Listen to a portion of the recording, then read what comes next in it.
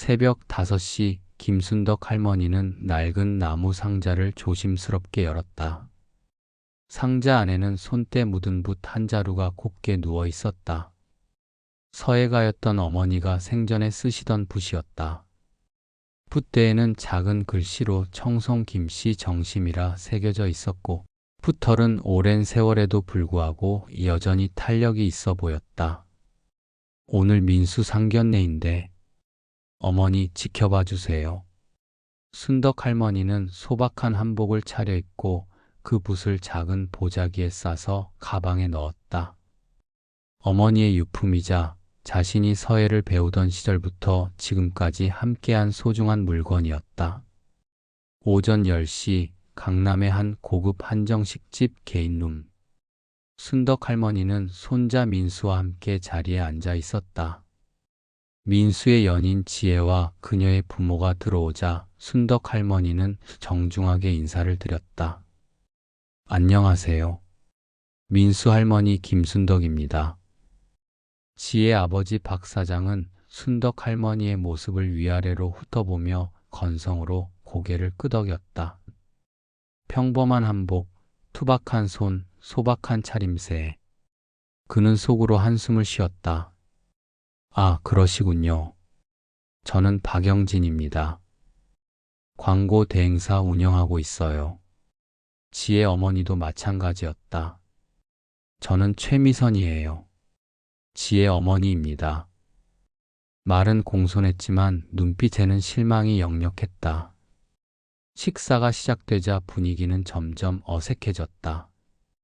박 사장은 자신의 사업 이야기를 늘어놓으며 암묵적으로 경제력을 과시했고 최 여사는 지혜의 학력과 직장을 자랑했다.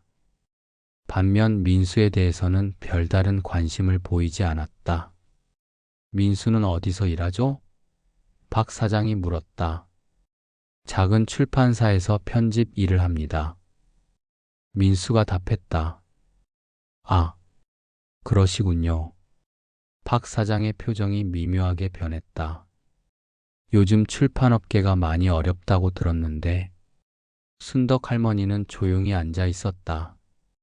박 사장 부부의 태도를 지켜보며 무언가를 생각하고 있는 듯 했다. 할머님은 어떤 일을 하세요? 최 여사가 물었다. 별다른 일은 안 하고 동네에서 아이들 서예 좀 가르치고 있어요. 아, 서예요. 최 여사의 목소리에는 시큰둥함이 배어 있었다. 요즘은 컴퓨터 시대라 서예를 배우는 아이들이 많지 않을 텐데 그래도 전통은 이어가야죠. 순덕 할머니는 차분하게 답했다. 박 사장이 젓가락을 놓으며 말했다. 솔직히 말씀드리면 저희는 지혜 상대로 좀 더 안정적인 분을 생각했었거든요. 집안도 그렇고 경제적 여건도 그렇고. 민수의 얼굴이 붉어졌다. 사장님, 그게 무슨. 민수야, 괜찮다. 순덕 할머니가 손자를 말렸다. 그리고 박 사장을 바라보며 조용히 말했다. 혹시 박 사장님, 한국문화예술진흥원이라고 들어보셨나요? 당연히 알죠. 문화예술 관련해서는 가장 큰 기관 아닙니까? 그럼 전통문화계승발전위원회는 어떠세요? 박 사장이 잠시 멈칫했다. 그것도 알고 있습니다만 왜 갑자기? 순덕 할머니는 가방에서 보자기를 꺼내 조심스럽게 열었다.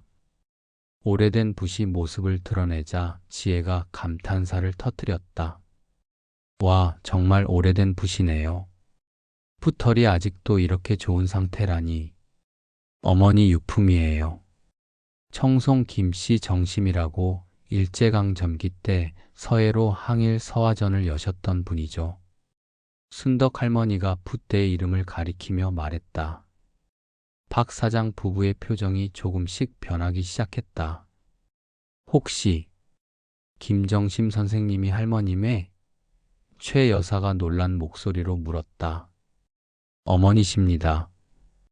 순덕 할머니는 담담하게 답했다. 저는 어머니의 뒤를 이어 40년 넘게 전통 서예를 가르치고 있어요. 지금은 전통문화계승발전위원회 서해 분과 위원장을 맡고 있고요. 그때 룸 문이 열리며 한 사람이 들어왔다. 50대 중반의 단정한 남성이었다. 순덕 선생님, 늦어서 죄송합니다. 그가 깊이 인사하며 말했다. 괜찮아요, 김 국장님. 이쪽은 우리 손자 민수와 예비 며느리 지혜 씨, 그리고 지혜 부모님이세요. 김 국장은 정중하게 인사했다. 안녕하세요. 한국문화예술진흥원 전통예술부 김태형 국장입니다. 순덕 선생님과는 오랫동안 전통문화 보존 사업을 함께 해오고 있어요. 박 사장의 얼굴이 하얗게 변했다. 김 국장이 계속 말했다. 선생님 어머님이신 김정심 선생님의 작품들을 국립중앙박물관에서 특별 전시할 예정인데 순덕 선생님께서 큐레이션을 맡아주시기로 했거든요. 그 붓도 전시품 중 하나죠? 순덕 할머니가 고개를 끄덕였다. 네, 어머니가 광복 직후 새로운 조선의 꿈이라는 작품을 쓰실 때 사용하신 붓이에요. 김 국장이 박 사장에게 말했다. 혹시 광고 관련 일을 하신다면 이번 특별전 홍보에 관심이 있으실까요? 문화재청에서 큰 예산을 배정했거든요. 박 사장은 아무 말도 할 수 없었다. 최 여사도 마찬가지였다. 자신들이 얼마나 큰 실수를 했는지 깨닫고 있었다. 김 국장이 자리를 떠난 후 어색한 침묵이 흘렀다. 박 사장이 먼저 입을 열었다. 죄송합니다, 할머님.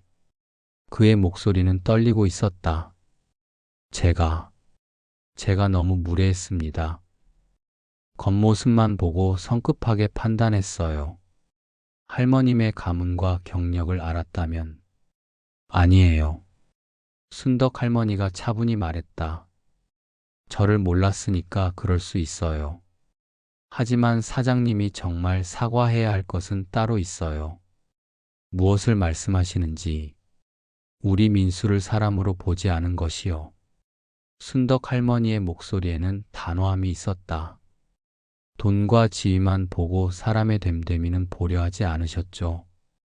그것이 가장 잘못된 것 같아요. 박 사장이 깊이 고개를 숙였다. 정말 죄송합니다. 민수 씨한테도 사과드려야겠어요. 사람의 가치를 물질로만 판단한 제가 잘못이었습니다. 최 여사도 덩달아 사과했다. 저도 마찬가지예요. 할머님, 정말 죄송해요. 앞으로는 이런 실수 안 하겠습니다. 지혜가 부모님을 보며 말했다. 엄마, 아빠, 저는 민수 오빠의 인품을 보고 사귀기 시작했어요.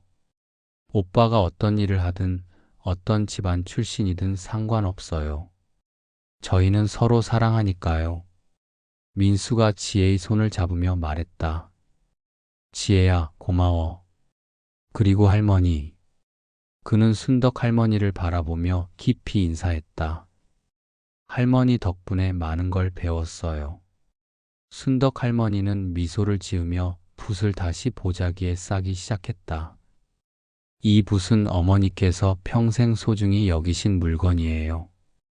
글씨를 쓸 때마다 마음을 바르게 하고 정성을 다하라고 하셨거든요. 사람을 대할 때도 마찬가지예요. 겉모습이 아니라 마음을 봐야 해요. 박 사장이 다시 한번 고개를 숙였다. 할머님 말씀이 맞습니다. 제가 많이 배웠어요. 그럼 이제 우리 아이들 이야기를 해볼까요? 순덕 할머니가 따뜻하게 말했다. 결혼은 당사자들이 결정할 일이지만 어른들이 응원해주면 좋겠어요. 지혜가 민수를 바라보며 말했다. 오빠, 우리 결혼해요. 할머니 같은 분이 가족이 되신다면 정말 영광이에요. 민수가 눈물을 글썽이며 답했다. 그래, 지혜야. 우리 꼭 행복하게 살자. 박 사장 부부도 이제는 진심으로 축복을 보내고 있었다. 식사가 끝난 후 순덕 할머니는 지혜에게 조용히 말했다. 지혜야, 이거 받아라. 그녀가 작은 봉투를 건네자 지혜가 펼쳐보니 작은 종이에 단정한 글씨로 백년해로라고 쓰여 있었다. 할머니가 어머니 붓으로 직접 써준 거야. 너희가 100년을 함께하길 바라는 마음이다. 지혜가 감동하여 눈물을 흘렸다. 할머님, 정말 감사해요. 평생 소중히 간직할게요.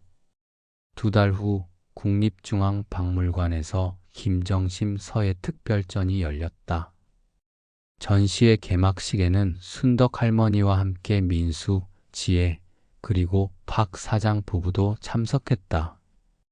박 사장의 광고회사가 이번 전시회 홍보를 맡게 되면서 그들은 진정한 의미의 파트너십을 시작하게 되었다. 전시장 한쪽에는 그 오래된 붓이 특별한 조명 아래 전시되어 있었다.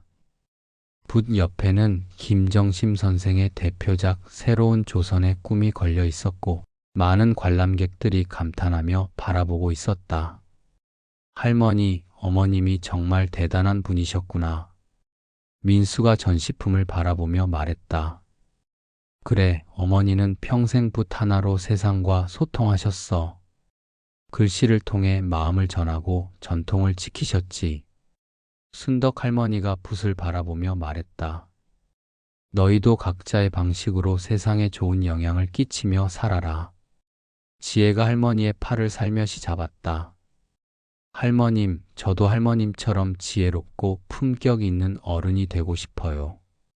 그런 마음 자체가 벌써 지혜로운 거야, 지혜야.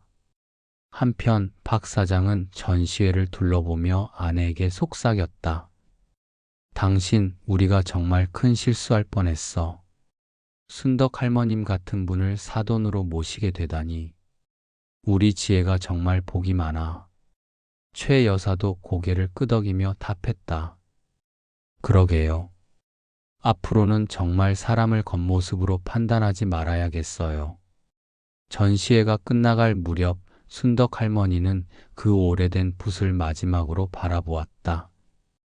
붓은 이제 박물관 소장품이 되어 더 많은 사람들에게 전통 문화의 소중함을 전해줄 것이었다. 어머니, 이제 안심하세요. 우리 민수도 좋은 사람 만났고 어머니의 붓도 많은 사람들에게 감동을 주고 있어요. 순덕 할머니는 마음속으로 어머니께 인사를 드렸다. 그날 밤 민수와 지혜는 순덕 할머니와 함께 조용한 찻집에 앉아 있었다. 할머니, 오늘 정말 감동적이었어요. 지혜가 말했다. 어머님의 작품들을 보니까 왜 할머니께서 그렇게 품격 있게 사시는지 알 것 같아요. 순덕 할머니가 차를 마시며 말했다. 지혜야, 품격이라는 게 특별한 게 아니야. 상대방을 존중하고 자신이 옳다고 생각하는 대로 살아가는 것이지. 돈이 있고 없고는 중요하지 않아. 민수가 할머니의 손을 잡으며 말했다. 할머니, 오늘 할머니를 보면서 정말 자랑스러웠어요. 그리고 저도 할머니처럼 다른 사람들을 따뜻하게 대할 수 있는 사람이 되고 싶어요. 그래, 민수야. 내가 그런 마음을 갖고 있다는 것만으로도 할머니는 행복해. 3달 후 민수와 지혜의 결혼식이 조촐하게 치러졌다. 박 사장 부부는 진심 어린 축복을 보냈고 순덕 할머니는 신부 지혜에게 어머니가 직접 써주신 서예 작품을 선물했다. 가화만사성 가정이 화목하면 모든 일이 잘 된다는 뜻이었다. 결혼식 후 피로연에서 박 사장이 순덕 할머니께 다가와 말했다. 할머님, 그때 저희의 무례함을 용서해 주셔서 감사해요. 할머님 덕분에 저희도 많이 변했어요. 사장님, 사람은 누구나 실수할 수 있어요. 중요한 건 그 실수를 인정하고 변화하려는 마음이죠. 순덕 할머니가 따뜻하게 말했다. 지금도 순덕 할머니는 동네에서 아이들에게 서예를 가르치고 있다. 그녀의 작은 서예교실에는 항상 어머니의 유품인 붓박물관에서 복제해준이 놓여 있고 아이들은 그 붓으로 첫 글씨를 배운다. 선생님, 이 붓으로 쓰면 글씨가 더 예뻐져요. 한아이가 말하자 순덕 할머니는 미소를 지으며 답한다. 그건 붓이 특별해서가 아니라 내가 정성을 다해서 쓰기 때문이야. 마음이 바르면 글씨도 바르게 나온다는 걸 잊지 마라. 민수와 지혜는 결혼 후 더욱 행복하게 살고 있다. 지혜는 순덕 할머니에게 서예를 배우기 시작했고, 박 사장 부부도 가끔 할머니를 찾아와 인생 상담을 받곤 한다. 그리고 할머니의 서예교실 벽에는 여전히 그 문구가 걸려 있다. 정심수신 마음을 바르게 하고 몸과 마음을 수양한다는 뜻. 어머니 김정심 선생이 평생 실천하셨고 순덕 할머니가 이어받아 실천하고 있는 삶의 철학이었다.